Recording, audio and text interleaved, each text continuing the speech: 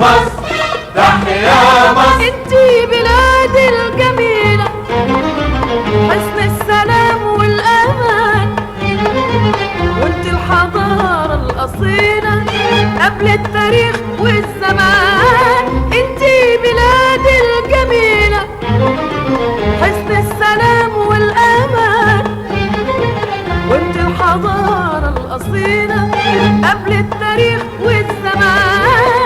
مهما كان انت مصر وكل خطوة بمصر، ومهما كان انت مصر وكل خطوة بمصر. نعيش لمصر ونموت لمصر.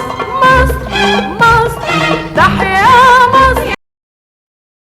من بعد أنشودة إيزيس في موكب المومياوات، ومن بعد الاحتفالية العظيمة جدا اللي شفناها في افتتاح التجديدات في طريق الكباش، بقى عند المصريين ولع وشغف بشيء اسمه اللغة المصرية القديمة. ايه اللي مكتوب ده وبيقروه ازاي؟ وهل النطق زي ما كنا سامعينه كده في الأغنية والأنشودة اللي تغنى بيها نجوم الأوبرا ولا لا؟ لفت نظري في رحلتي للواحات البحرية، لو تفتكروا الداخلة والخارجة، شخص قابلته هناك كان بيقرأ المعابد اللي بنمر عليها كأنه بيقرأ عربي أو إنجليزي. الموضوع أثار فضولي إلى أن اكتشفت إن هذا الشخص بيقدم معرفة مجانية للناس كلها، وآلاف الناس بتمشي وراه على الفيسبوك علشان تشوفوا بيقرأ الرموز المصرية القديمة بكتابتها الصحيحة بمعناها. فبصراحة حبيت أعرف إيه السر ورا حبه وشغفه بهذه اللغة القديمة، وبأنه بيديها للناس بالمجان في كل مكان، بيقرأ معابد كاملة.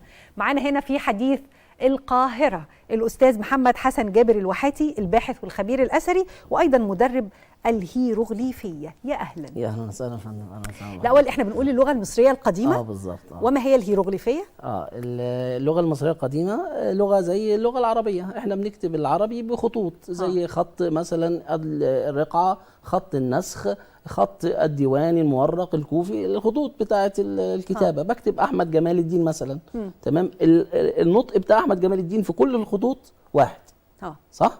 هي بقى المصرية القديمة كده، خطوط، خط هيروغليفي اسمه الخط المقدس. الخط المقدس ده اللي بيتكتب بيتنحت على أجزاء أو أحجار صلبة زي المعابد والمقابر، اسمه هيروغليفيس.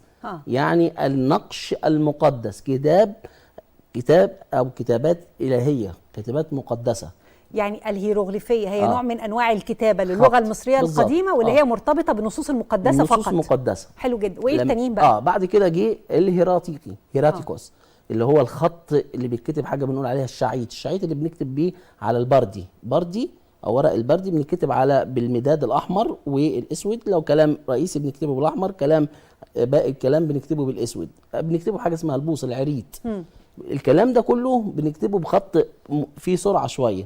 فكنا في الخط المقدس لازم ندي شكل العلامة كاملة، يعني بنرسم البومة بتفاصيلها، العينين والصقر والمناخير والمنقار بتاعها يعني والرجلين، لازم كل حاجة. لكن جينا المعاملات زادت بقى، خط كهنوتي شويه، فيه هيكتب برديات كتير، كتاب موتى، نصوص دينيه كتير، فمحتاج ان هو مش هيقعد بقى يرسم البومه والكتكوت فبيدي الشكل اطار خارجي للعلامه، زي مثلا البومه هيديها الشكل الخارجي بس.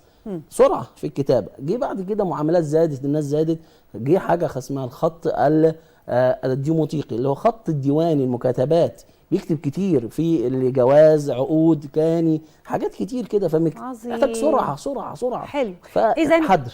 هي انواع خطوط للغه المصريه القديمه، وكل واحد على حسب مدى اهميه هذا الخط، اذا كان مقدس بيكتب للنصوص المقدسه او للمعاملات الرسميه او المعاملات اليوميه العاديه. حلو قوي.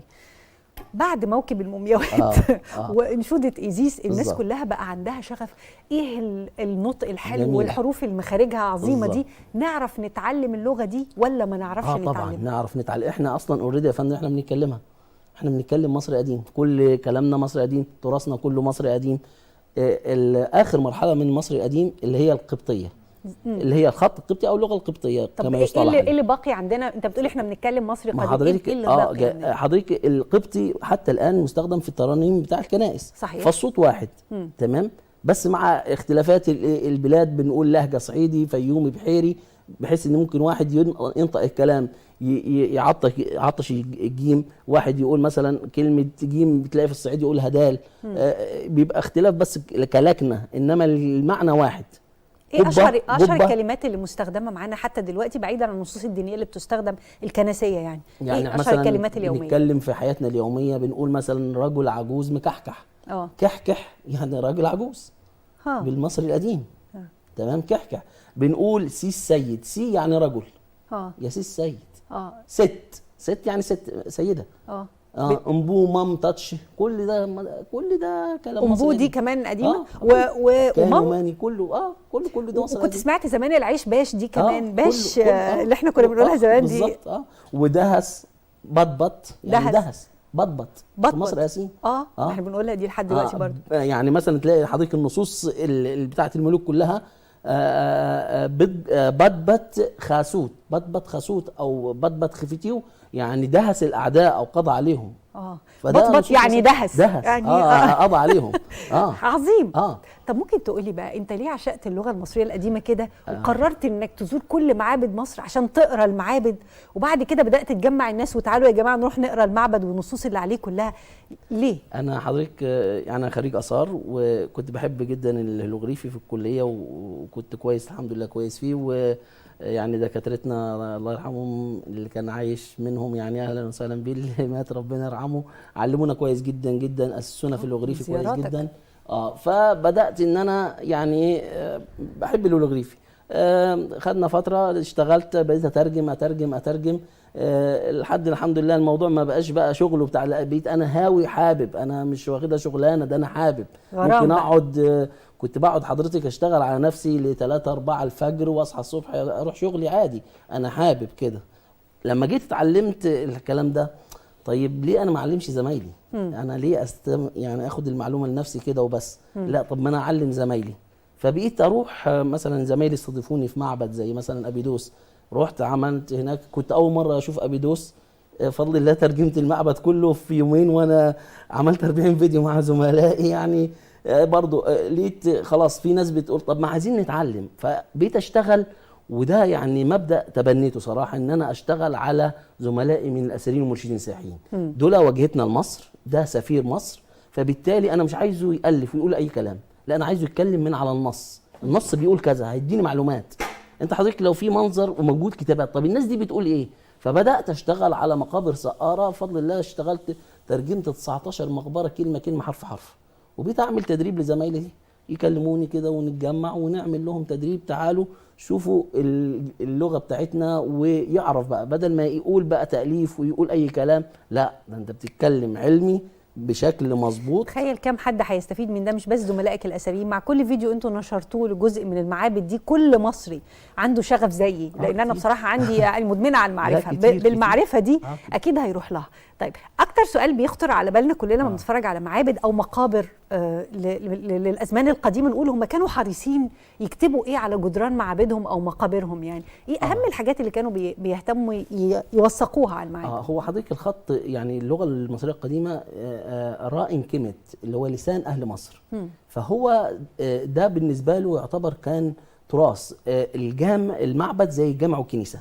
حضرتك الكنيسه بيبقى فيها موجود مجموعه من الصلوات او الترانيم، في المسجد بنلاقي زي اذكار بعد الصلاه واذكار صباح ومساء، نفس الافكار كده، هي وأدعية. كلها ادعيه، هي نفسها كلها فكره صلوات بصيغه، مثلا صيغه جيد ميدود، صيغه مهمه جدا في المعابد، صيغه مثلا حته دي صيغه مهمه جدا جنائزيه في المقابر. فهو دي زي فكره مجموعه التعبدات او الصلوات اللي هو بتبقى موجوده في المعبد، لان المعبد قلنا زي الجامع والكنيسه، فبالتالي لازم يبقى فيه مجموعه من الادعيه.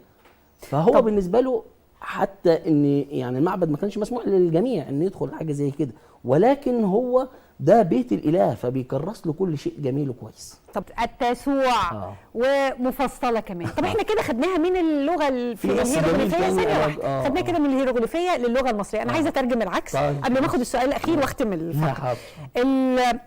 العظيم صلاح جاهين عنده يعني قصيده كلنا بنحبها. تمام. انا هقول، تحب اقولها لك جمله ولا اقولها لك على بعضها؟ مفيش مشكله، جمله ونقولها.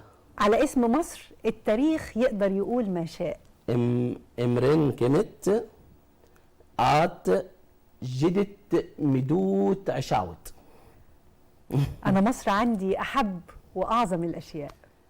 ينك مري كمت كمت نفرت بنرت.